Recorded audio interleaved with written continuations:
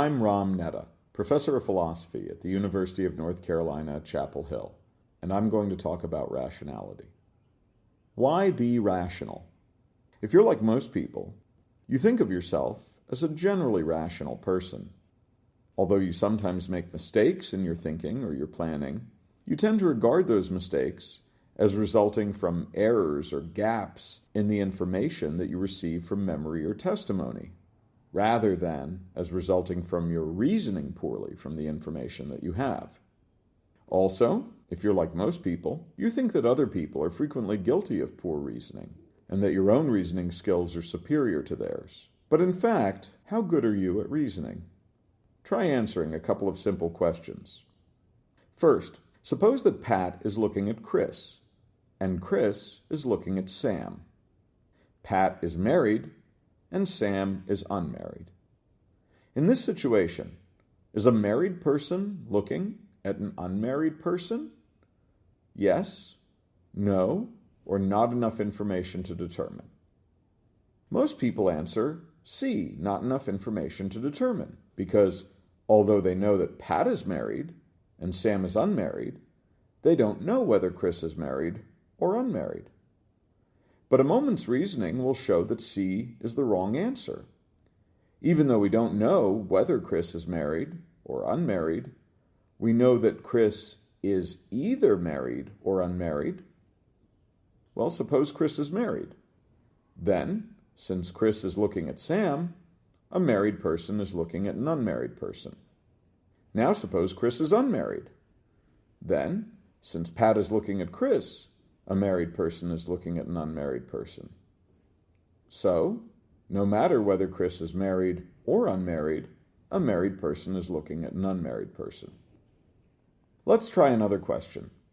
Consider the number 10 and the number 9.9 repeating.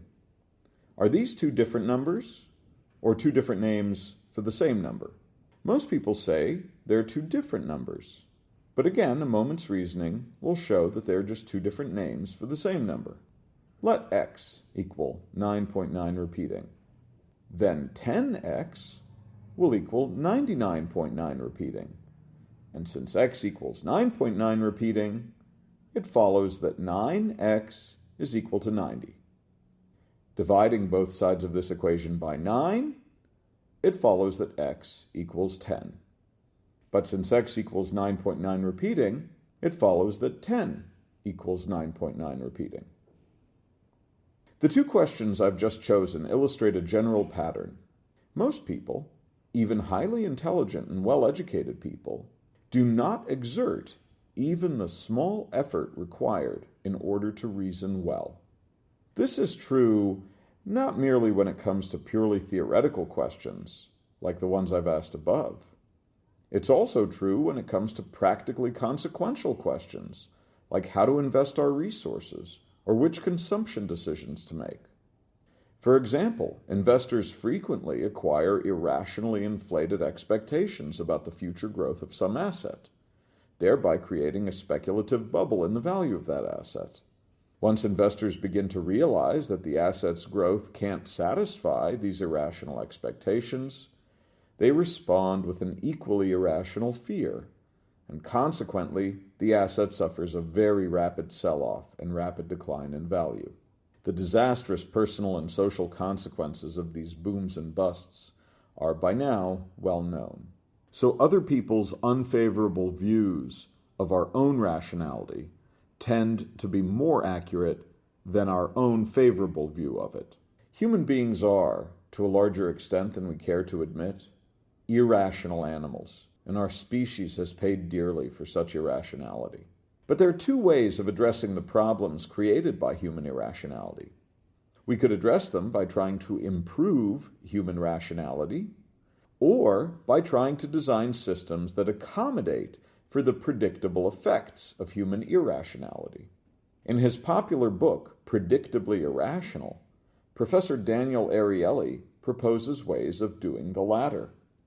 This focus on designing systems to accommodate human irrationality is understandable, since, thanks to the research of Ariely and others, we now know much more about how to predict human irrationality, and so how to design regulations and institutions that can operate to avoid its otherwise adverse effects. In contrast, we still know very little about how to improve human rationality. But if we can design regulations and institutions that can operate to save us from the adverse consequences of our irrationality, then is there any reason to improve our rationality? Is rationality something still to be valued, even once we know how to avoid the harms that would normally result from its absence? Pre-social humans would have died very quickly if they did not have formidable physical strength and speed. But we no longer think that a person's lack of such strength and speed is a personal failing, since we now have tools and vehicles that allow the weakest and slowest among us to do more and live longer and more comfortably than pre-social humans could ever have imagined. If we develop the social technologies to correct for the adverse consequences of human irrationality, then should we continue to think of irrationality as a personal failing? Should we continue to value and to try to cultivate rationality in ourselves and in others? If so, then why?